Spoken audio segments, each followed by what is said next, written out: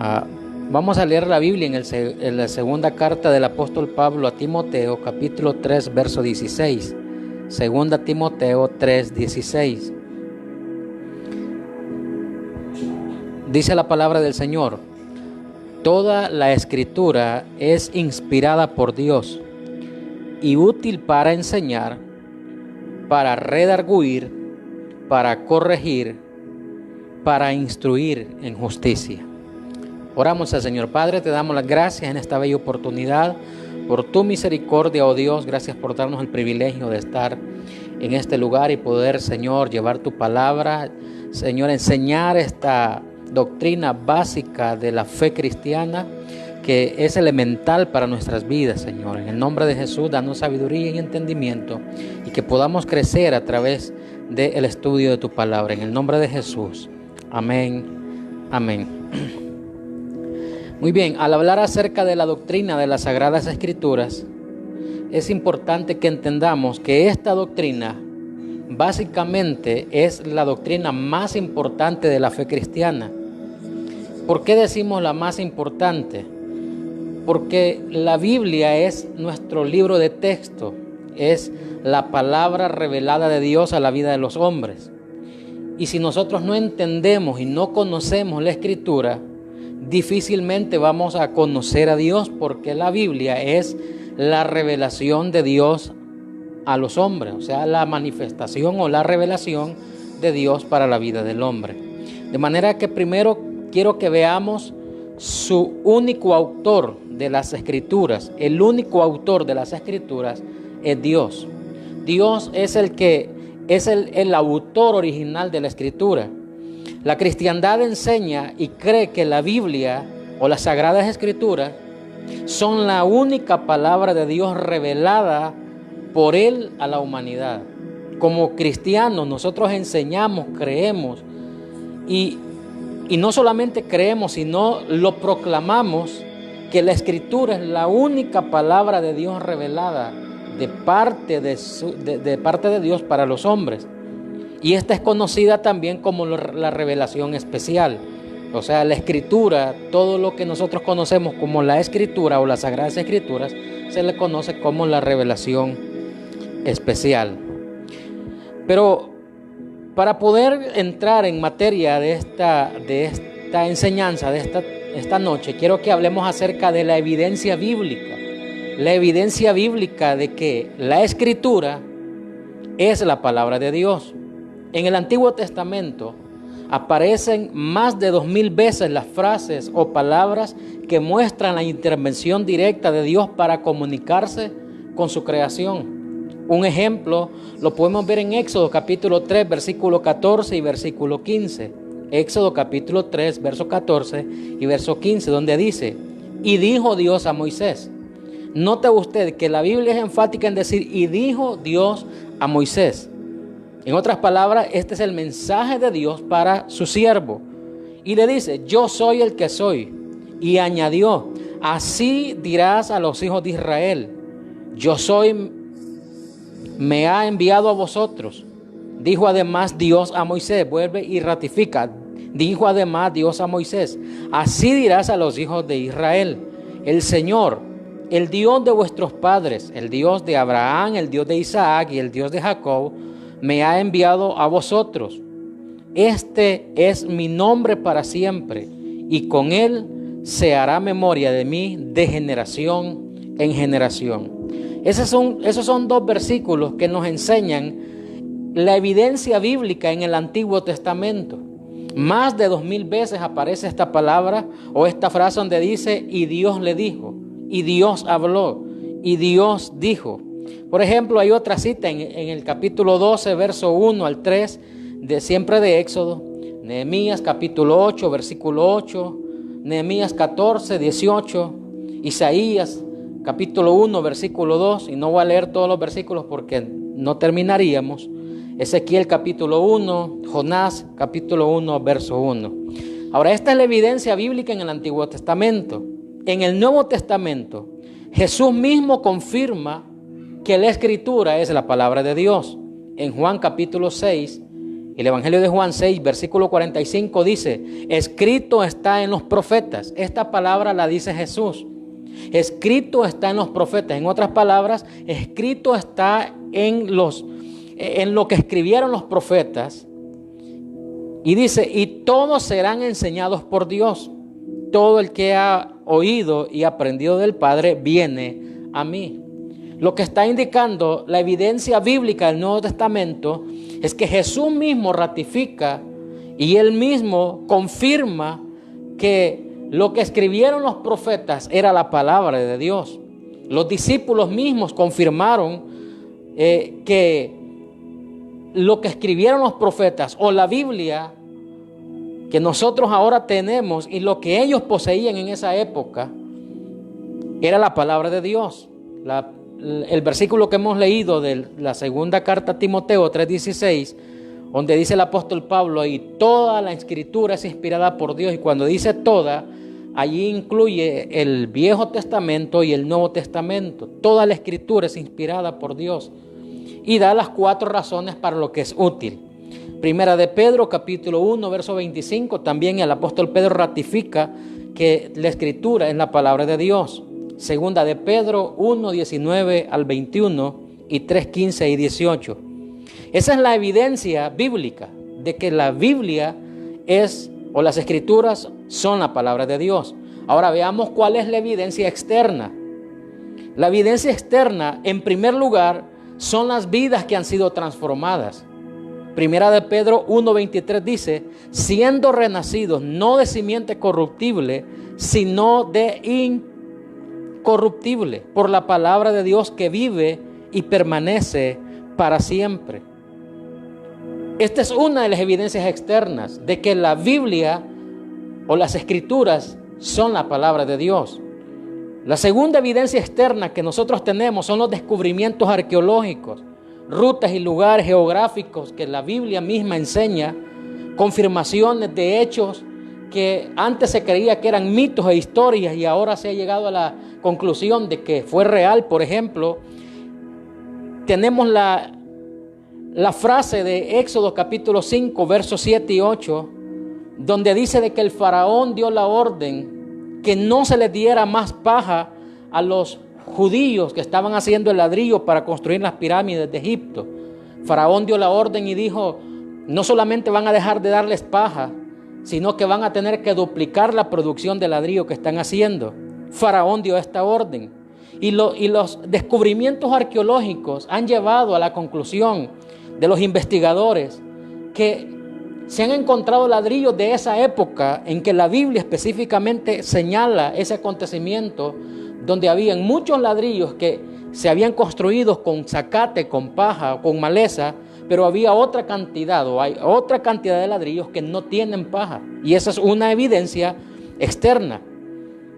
Otra evidencia externa que tenemos, aparte de los descubrimientos arqueológicos, de las rutas, los lugares geográficos, este acontecimiento de los ladrillos, también los rollos del Mar Muerto, los rollos que se encontraron y que dan evidencia acerca de que la Biblia es la palabra de Dios. En tercer lugar, otra evidencia externa es el libro, que este es el libro de mayor venta mundial. Siempre ha estado vigente. Este es el libro sobre el cual se ha escrito más que cualquier otro libro, la Biblia. No solamente es el libro más leído, también es el libro más vendido en el mundo.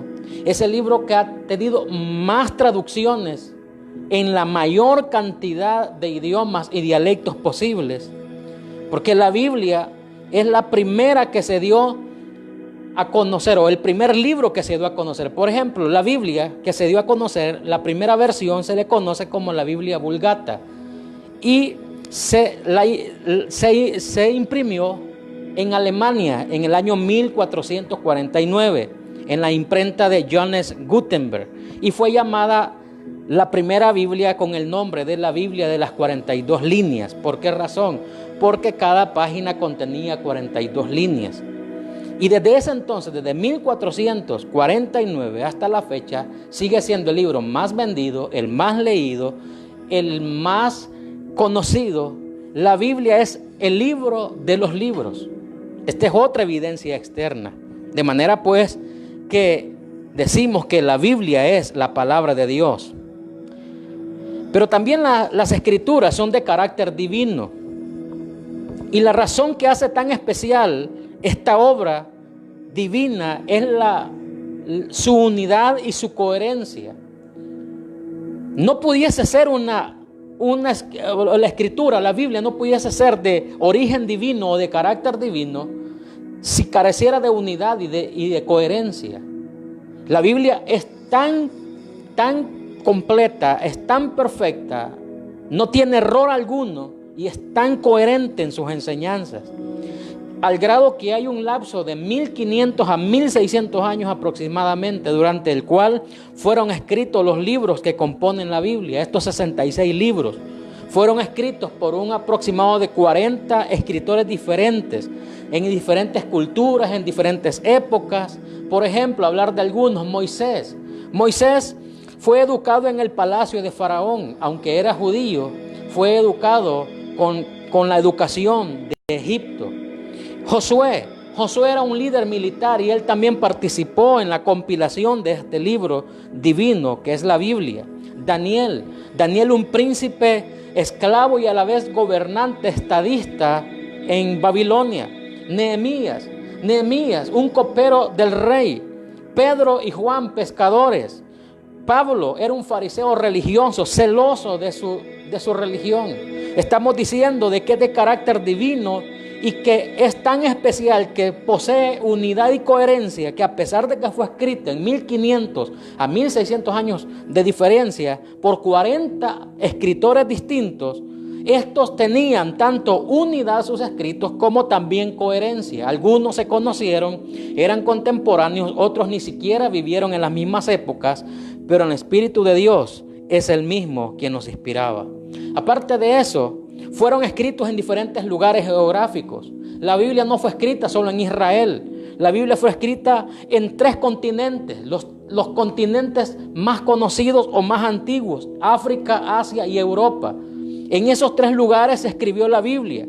Fueron escritos en 3 idiomas diferentes: en hebreo, en arameo y en griego. De manera que hablar de la Biblia, debemos de decir también que la Biblia posee un tema central, y el tema central es el Señor Jesucristo y el plan de salvación para restaurar la vida del hombre perdido.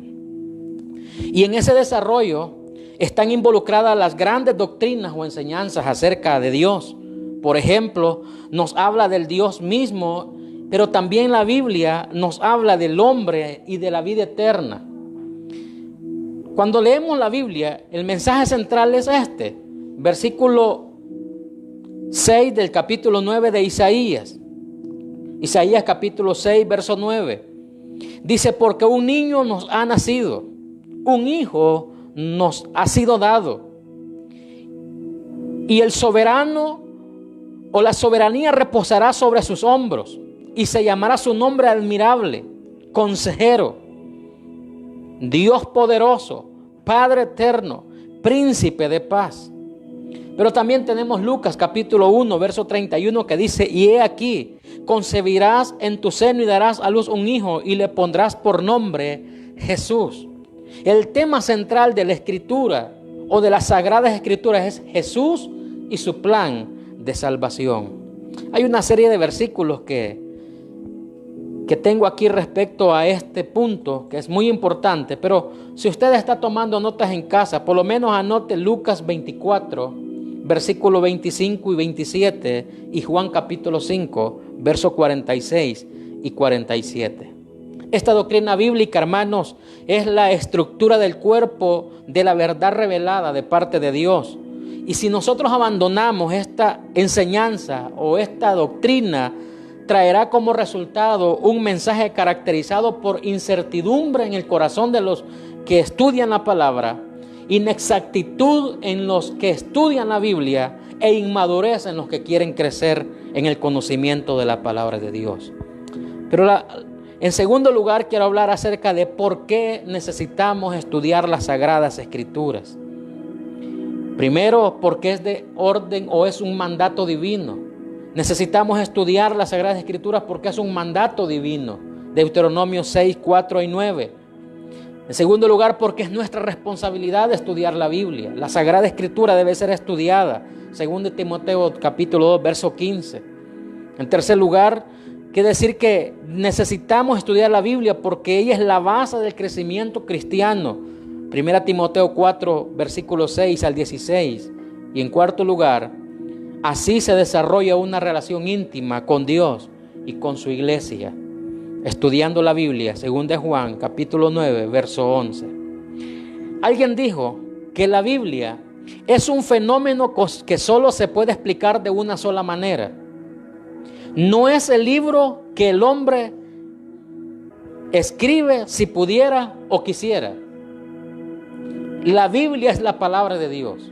En otras palabras, este libro no es un libro que el hombre escribiera si él quiere o si él puede, sino que es la palabra de Dios. En otras palabras, para decirlo sencillo, esto se escribió y se hizo porque era la voluntad de Dios. La Biblia es la mente y el corazón de Dios manifestada a la vida de los hombres. Pero otra parte importante que quiero que veamos acerca de esta doctrina es cómo estudiar la Biblia.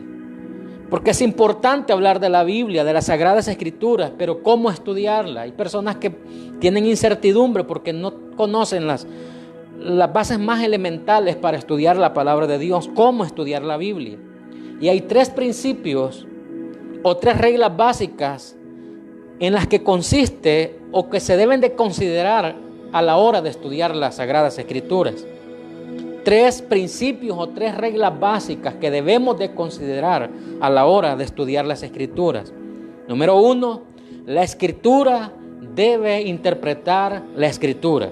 Este es el primer principio o la primera regla de interpretación básica. La Escritura debe interpretar la Escritura. Y esto significa que ninguna parte de la Escritura debe ser interpretada de tal manera que forme un conflicto con lo que está claramente enseñado en otra parte de la Sagrada Escritura. No se puede de ninguna forma interpretar la Biblia de una manera que algo que nosotros estudiemos cree o forme un conflicto claro entre lo que la misma Escritura enseña. Como ya dijimos anteriormente, debe haber coherencia. Ahora, si un versículo es susceptible a 2 interpretaciones y una de ellas va contra el resto de la Escritura, entonces no es la válida. La válida es la que va de acuerdo a la Escritura, de acuerdo a la palabra de Dios. Y este principio se basa en la confianza previa que en la Biblia, o que la Biblia es la palabra de Dios. Por lo tanto, la Biblia es consistente y es coherente en sus escritos y en sus enseñanzas. La segunda regla básica a la hora de estudiar la Biblia que debemos de considerar es: la Escritura debe interpretarse literalmente. La Escritura debe de interpretarse literalmente. Significa que un pasaje natural debe ser interpretado de acuerdo con las reglas normales de la gramática, del lenguaje, de la sintaxis, pero también del contexto bíblico.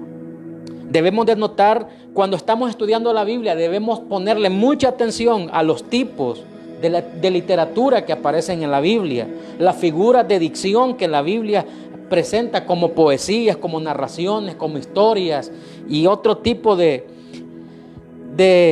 sentidos literales que aparecen, o de normas que aparecen en la Biblia como figuras de dicción. Y quiero, para darme a entender, quiero mencionar algunas figuras de dicción o figuras retóricas que en la Biblia aparecen, y quiero dar por lo menos un ejemplo de cada una de estas figuras retóricas. Una de las figuras retóricas que aparece en la Biblia es la hipérbole. Y la hipérbole es una figura literaria o una figura retórica que tiene que ver con una exageración. Por ejemplo, Marcos capítulo 1, verso 5. Es un buen ejemplo para notar que aquí hay una figura, es una hipérbole. Es una exageración. Marcos 1, 5 dice que salía toda la provincia de Judea. Y toda la provincia de Judea salía. Pero ahí lo que la Biblia hace es hacer una exageración, porque no salía toda la provincia. Salía parte de gente a ver lo que estaba sucediendo, pero no salía toda la provincia de Judea.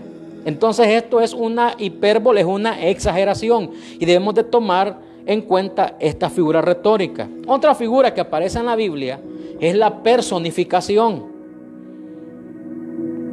Y esto tiene que ver con lo impersonal, se describe en términos personales. Por ejemplo, Juan capítulo 10, verso 7. Jesús dijo, yo soy la puerta. A esta figura se le llama personificación porque Jesús en su palabra, en este versículo, le da personificación a una puerta. La puerta no tiene personificación natural, pero Jesús le dice, yo soy la puerta. Otra figura retórica que aparece en la Biblia, entre tantas que existen, es la metáfora. Y la metáfora consiste en que es una palabra o una frase literalmente que denota un tipo de objeto o alguna idea.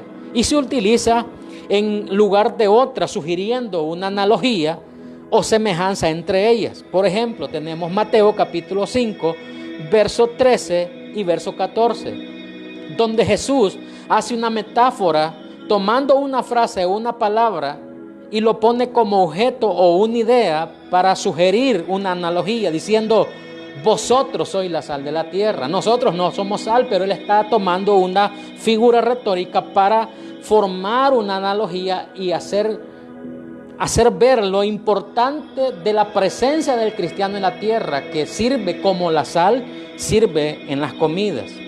Otra figura retórica que aparece es el antropomorfismo, así se dice, antropomorfismo. Y esto tiene que ver, esta figura, con atribuirle a Dios características o experiencias humanas. Por ejemplo, Romanos capítulo 10, verso 21, donde dice la Biblia, todo el día extendí mis manos hacia ellos. Lo que está haciendo esta figura es atribuirle características humanas a Dios.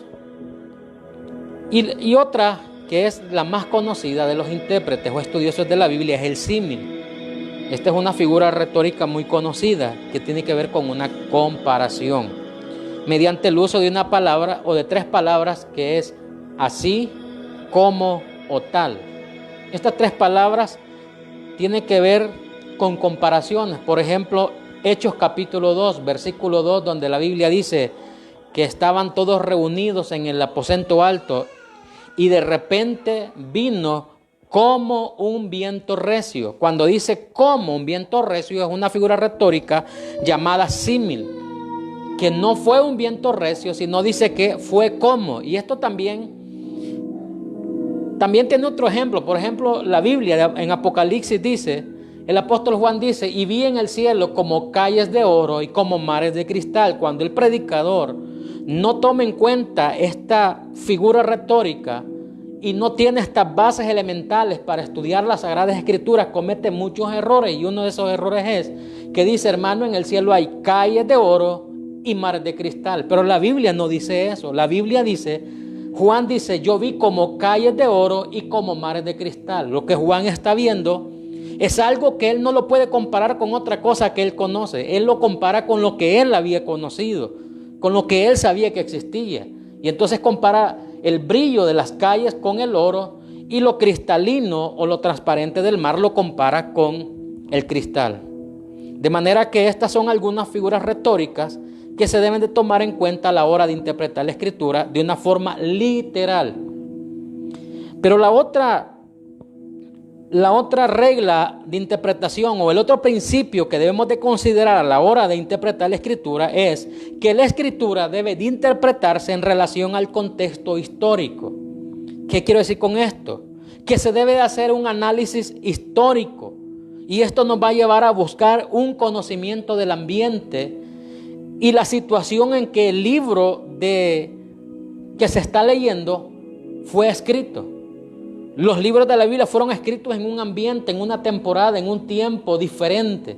De manera que debemos de buscar el contexto histórico, hacer un análisis histórico de cuál es el tiempo en el que se escribió lo que estamos leyendo, teniendo un conocimiento, por ejemplo, lo más básico, quién es el autor de ese libro, la fecha aproximada en cuando se escribió esa escritura, las circunstancias que estaban aconteciendo, los sucesos que acontecían cuando se escribió esa escritura, a quién se le está destinando esa parte de la escritura que nosotros estamos estudiando y cuáles son los lugares geográficos más importantes en ese tiempo en el cual se escribió esa parte de la escritura. Esto nos va a ayudar a una mejor comprensión de la escritura sagrada.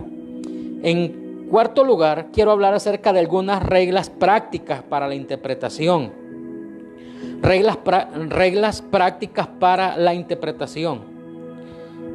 La primera regla práctica que debemos de tomar en cuenta para la interpretación es que la Biblia debe leerse como cualquier otro libro. ¿Escuchó bien? La Biblia debe leerse como cualquier otro libro. Considerarla como otro libro no indica que sea un libro cualquiera. Porque hay gente que dice, bueno, ¿cómo es posible que yo voy a leer la Biblia como cualquier otro libro si la Biblia es la palabra de Dios? Yo no estoy diciendo que lo lea como cualquier otro libro que no tiene sentido. Lo que estoy diciendo es que se debe de considerar como o estudiar como se lee cualquier otro libro. Para asuntos de interpretación, la Biblia no se reviste de alguna magia especial que la gente o las personas pueden decir, es que si yo la leo, de repente se me va a revelar todo. No, esto no cambia los patrones literarios básicos de interpretación. El leer la Biblia, estudiarla, no debe ser así. Esta regla simplemente es la aplicación de los principios del sensus literalis que se le conocen en latín, que tiene que ver con hacer una consulta literal a la escritura. En la Biblia un verbo, hermanos, sigue siendo un verbo. En la Biblia un nombre común sigue siendo un nombre común, igual que en cualquier otro libro. No podemos nosotros espiritualizar todo el estudio de la Biblia, ni tampoco hacer figuras de todo lo que leemos. Ya dije que una de las reglas prácticas de interpretación es que la Biblia debe leerse como cualquier otro libro, pero nunca olvide que lo que está leyendo es la palabra de Dios. Otra regla práctica de interpretación es que la Biblia debe de vivirse. Debemos de vivir la palabra de Dios. Debemos ubicarnos emocionalmente y personalmente y trasladarnos nosotros literalmente a lo que estamos leyendo. A esto se le conoce como vivir la escritura, vivir la palabra. Se ha malinterpretado esa idea de, hermano, viva la palabra con decir, o en lugar de decir, practique la palabra. Vivir la palabra no es lo mismo que practicarla. Practicarla es vivir de acuerdo a lo que la Biblia enseña, pero vivir la Biblia tiene que ver con trasladarnos emocional, personalmente al lugar de los acontecimientos. En otras palabras, trasladarnos o tratar de ponernos en la situación de los personajes que estamos estudiando. Por ejemplo, ¿en qué situación se encontraba Moisés cuando estaba frente a Faraón?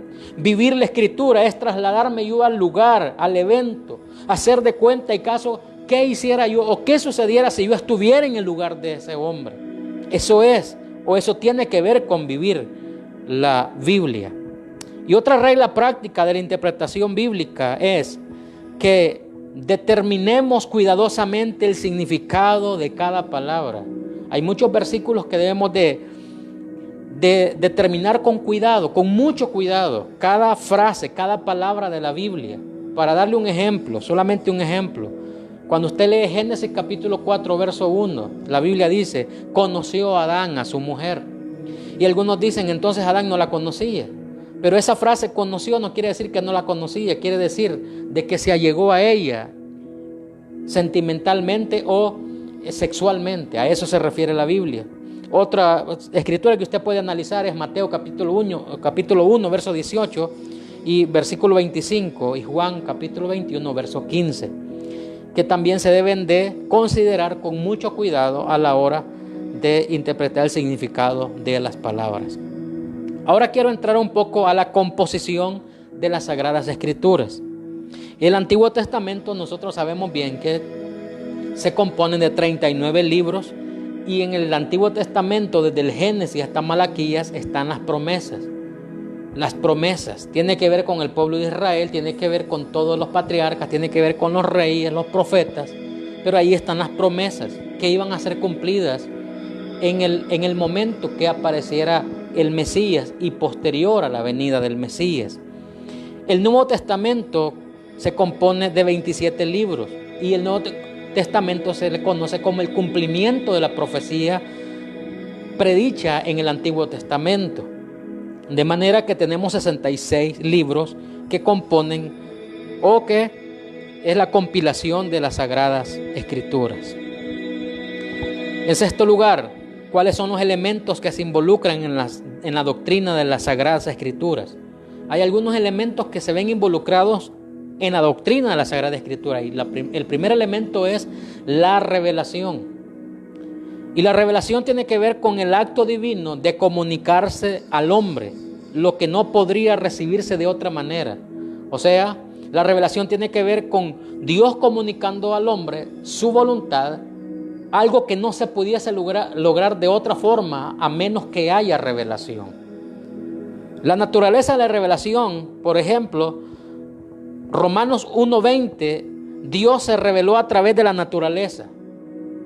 Éxodo capítulo 14, Dios se reveló a través de milagros y prodigios. Éxodo 3, 14 y 15, Dios se ha revelado por medio de la comunicación directa con sus siervos.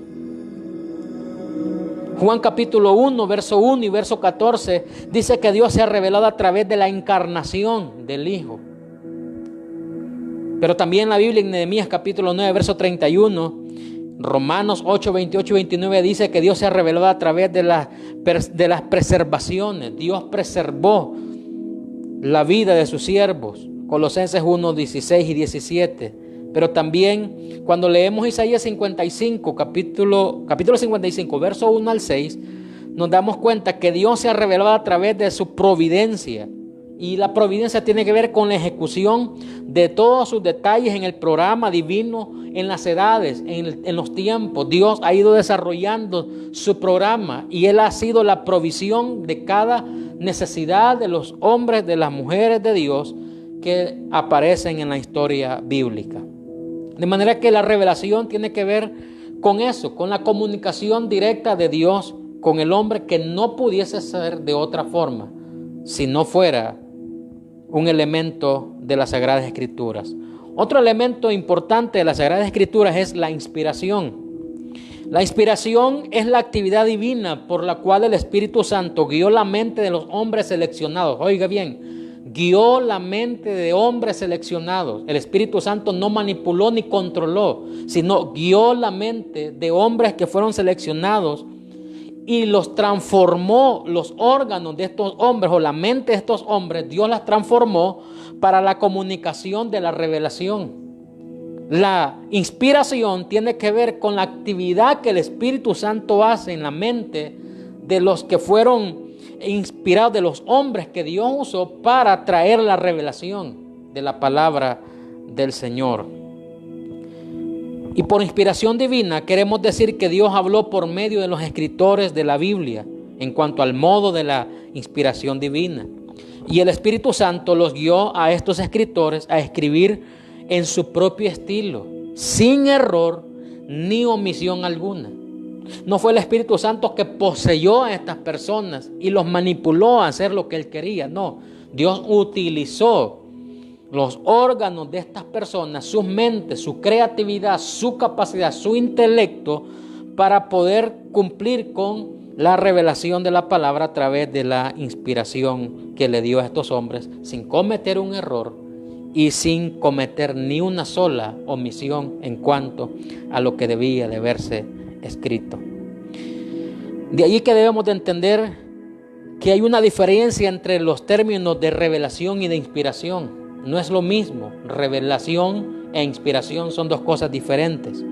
Por revelación entendemos que Dios comunicó a los hombres verdades hasta ese momento desconocidas.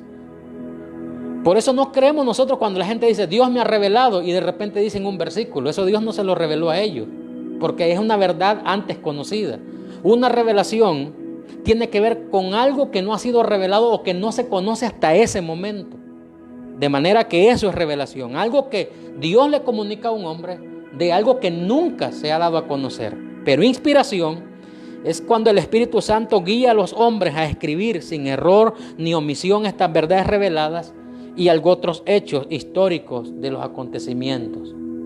Entonces, revelación tiene que ver con recibir algo que no es conocido, e inspiración tiene que ver con escribir lo que yo he recibido de la revelación. Por ejemplo, quiero dar un ejemplo de cada una de ellas. La Biblia dice que Dios le comunicó a Moisés los 10 mandamientos. Eso es revelación. Dios le reveló a Moisés los 10 mandamientos. Pero la inspiración tiene que ver cuando Moisés es guiado a escribir la historia del éxodo de los israelitas. Él es guiado a escribir la historia de los israelitas, del éxodo que vivieron. Es una inspiración. Y hay 3 pasajes fundamentales para hablar acerca de esto. Segunda Timoteo 3:16, donde dice que los escritos son inspirados. Toda la escritura es inspirada. O sea, el Señor o el Espíritu Santo guió a los hombres santos de Dios para que escribieran los textos o los párrafos de lo que nosotros conocemos como la Escritura por la revelación que habían recibido. Segunda de Pedro 1:20 y 21, donde dice que la Escritura es de origen totalmente divino porque fue revelada por Dios. Segunda Timoteo capítulo 3 versos 15 y 16. Segunda de Pedro 3, 15 y 16 dice: la Escritura es un trabajo que el hombre hizo con la ayuda de Dios. No es que sea el invento del hombre. El hombre fue el que escribió y fue el trabajo de Dios y el hombre. Un equipo allí. Dios reveló, el hombre escribió. Y el otro elemento que se involucra en esto, hermanos, de los elementos de la doctrina de las Sagradas Escrituras es la iluminación. Por lo general casi siempre se conoce lo que es la revelación y la inspiración, pero casi siempre se deja por fuera la iluminación. Y la iluminación es la obra del Espíritu Santo en el creyente para que comprenda las verdades escritas en la palabra de Dios. Nosotros no necesitamos, escuche bien, nosotros no necesitamos en este tiempo, no necesitamos ni revelación porque lo revelado ya está. No necesitamos ni inspiración porque ya la inspiración para escribir la revelación ya fue dada. Lo que necesitamos es la iluminación para entender la revelación que fue escrita e inspirada por los hombres que escribieron. Por el Espíritu Santo fue inspirado en los hombres que escribieron la Escritura.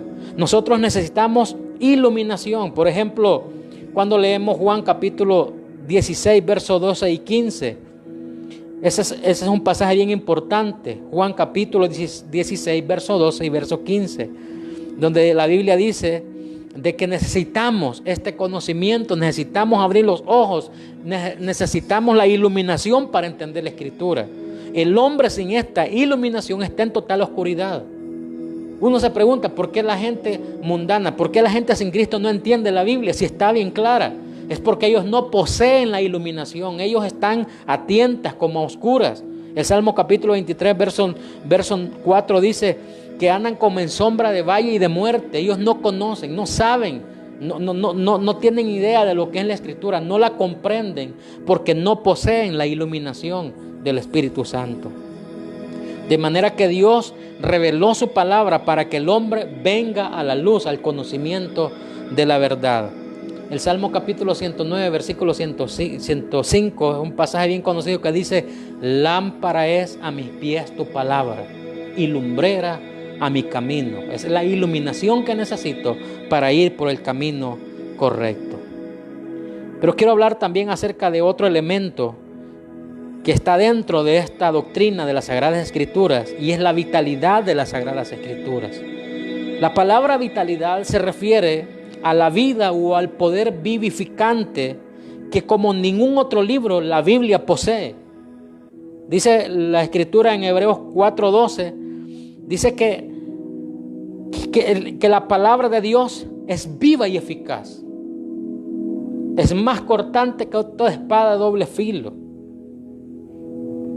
Claramente la Biblia tiene el poder vivificante para traer vitalidad o tiene la vitalidad y el poder vivificante que no lo tiene ningún otro libro. Es por eso que los que leen la Escritura, las personas que leen la Escritura son transformadas a través de la lectura de la palabra, porque ella es poder de Dios para transformar el corazón de los hombres. Y aquí se involucran los atributos de la palabra de Dios, porque la palabra de Dios es perfecta, es fiel, es recta, es pura, es limpia, es verdadera y es justa, según lo dice la Biblia, el Salmo 19.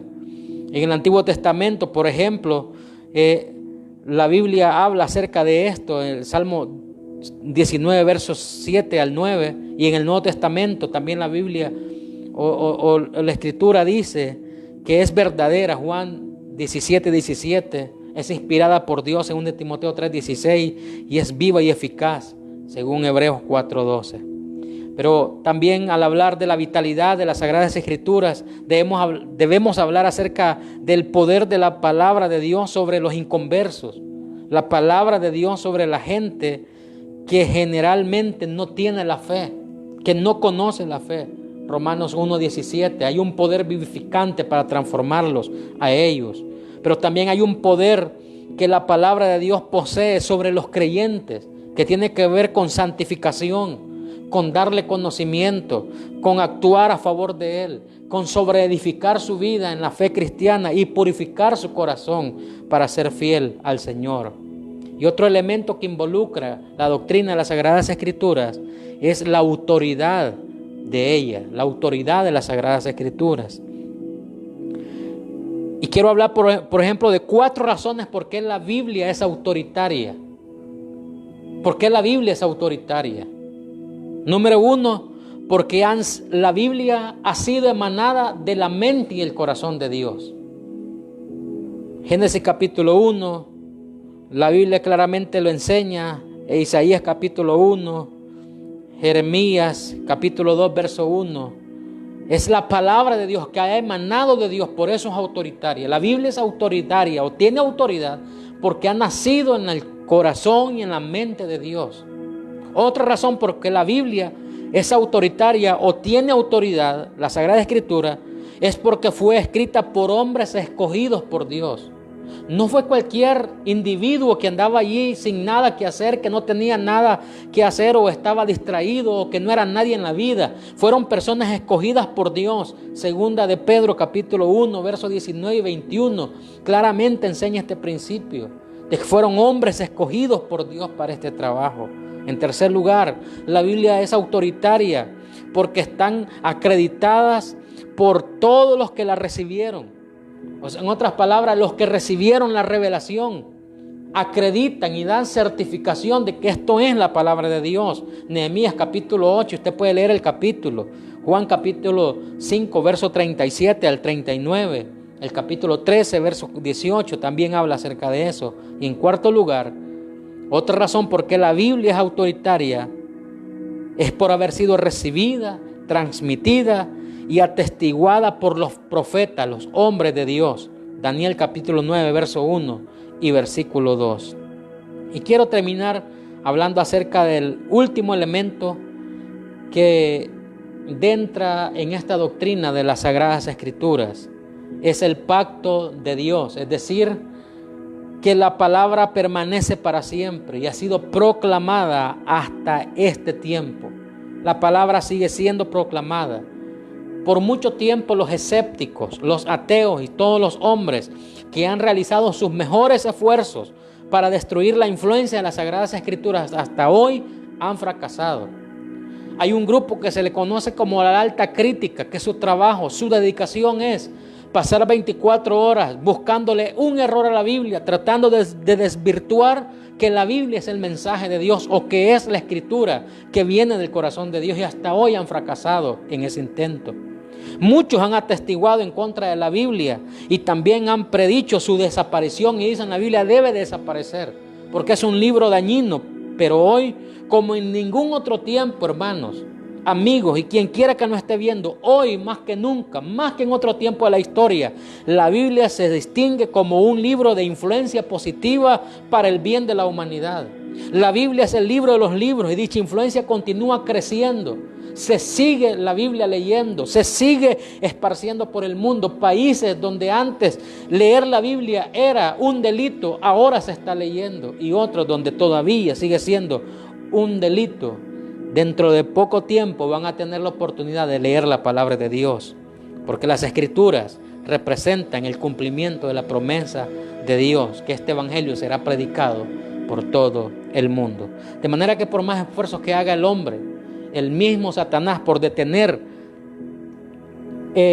la influencia de las Sagradas Escrituras, no lo va a lograr, porque es la mente, es el corazón de Dios para la vida de los hombres.